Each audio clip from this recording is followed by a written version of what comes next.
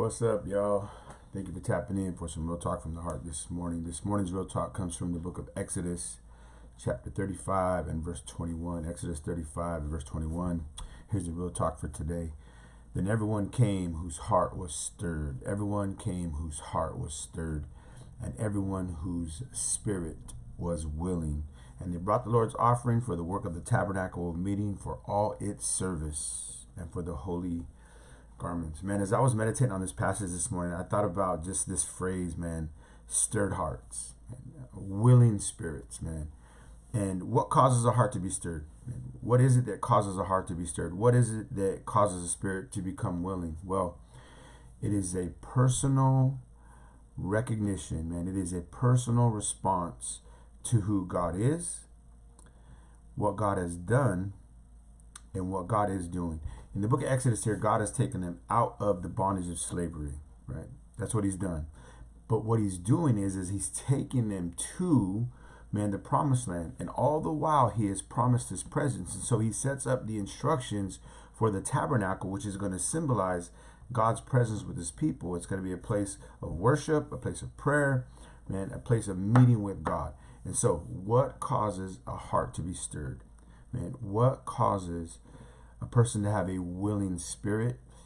It's when they personally recognize and respond again to who God is, man, what he has done and what he is doing, man. And when our hearts and spirits have been impacted by the goodness of God, when our hearts and our spirits have been impacted by the goodness of God, we become stirred up and we become willing to be a part of what God is doing. These people came together, man. Right here we're reading about it. They came together because they wanted to be a part of what God was doing. Their hearts had been stirred by God. They had been stirred by the goodness of God. Now, when we get involved, God is glorified. When we get involved, man, God's people are blessed and they are benefited by our service. So these people that were coming and they were bringing these free will offerings and they were bringing themselves and offering themselves to the Lord to be used by God, God was glorified in that. But then listen, his people were blessed and benefited by the fact that they were, listen, stirred and they were willing.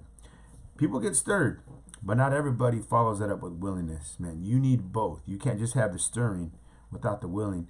And so, listen, there are many churches who struggle to find people, man. And I'm a pastor. I've been pastoring for over 22 years, and I've seen it. I was a youth pastor for 6 years before that. And I've seen ministry and I've seen how it goes. And many churches struggle to find people who are stirred up and willing to serve. And so then what ends up happening is a lot of people start complaining. Man, where's everybody at? Why am I the only one serving, man? How come there aren't more people, showing up and serving? Listen, instead of complaining, we should come praying. Because that's what the Lord said to do. You read about it in Matthew chapter 9. Read the very end of Matthew chapter 9. Where Jesus said, listen, the harvest is ready, but the laborers are few. So what did he say to do? He said, pray. He said, pray to the Lord of the harvest to send out his laborers into his harvest. And so, listen, it's better to pray. It's better to ask God, Lord, help people to see, man, that you've been good to them, to see who you are, and then to recognize and respond personally that way. Pray to the Lord of the harvest, man. Pray to the Lord of the harvest to send his laborers to do his work in his harvest. It's better to have the Lord stir the hearts of people than for people to be pressured by either pastors or church leaders, because listen, the results will be better when God stirs the hearts of people, man. When people are becoming stirred up and willing because of what God has done rather than because of the pressure being put on them, I'm telling you the results will be better. It's better to have God's people give and serve from inspiration rather than from a sense of obligation. And here's why. I'm gonna break this down for you. Okay? When it's from obligation, when people serve from obligation, there tends to be a lack of dedication. Right? When people serve from obligation, there tends to be a lack of dedication. And because of lack of dedication, then you have a whole lot of frustration, man. But when they serve from inspiration, what do I mean? When their hearts are stirred and they are willing because of what God has done in their lives personally. He saved them from the bondage of slavery, man. He's taken their life, man, redeemed them, given them purpose. And so they serve from that inspiration. But listen, when it's from obligation, there's a lack of dedication. And when there's a lack of dedication, it leads to frustration in the ministry. And maybe some of you watching this video, you're frustrated because you're seeing that. You're seeing people just not show up when they're on schedule, or just not volunteering at all. And you're frustrated, man. I get it. I'm telling you, I've been there for a long time. But guys, listen, in God's mercy and God's grace, man, there is enough to stir our hearts and make us willing to serve him. So I want to ask you, I want to close with this.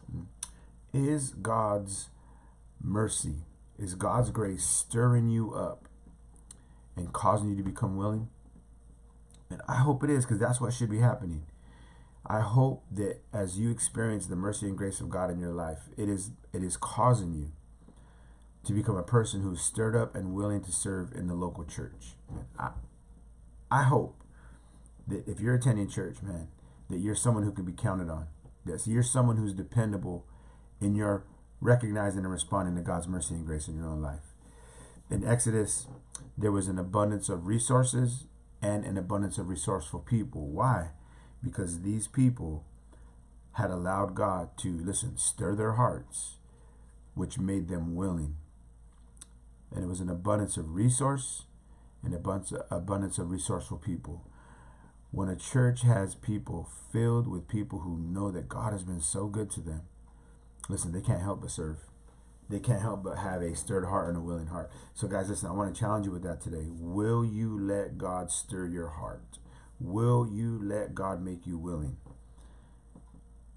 Will you respond? Will you recognize that God has been good to you? And will you respond accordingly? Man, I pray that you and I would have a stirred heart, man, and a willing spirit to be a part of what God is doing. Hey, the Lord loves you. I love you too. And I'm praying for you. Let's be praying for more people to be stirred and willing, okay? Let's do that, because I know a lot of churches are struggling to find volunteers and to find people to come alongside and help. Let's be praying for that today. Let that be a prayer focus this morning, all right? Again, thank you for tapping in. I hope you'll catch me on the next video, man. Salute. God bless y'all. In Jesus' mighty name.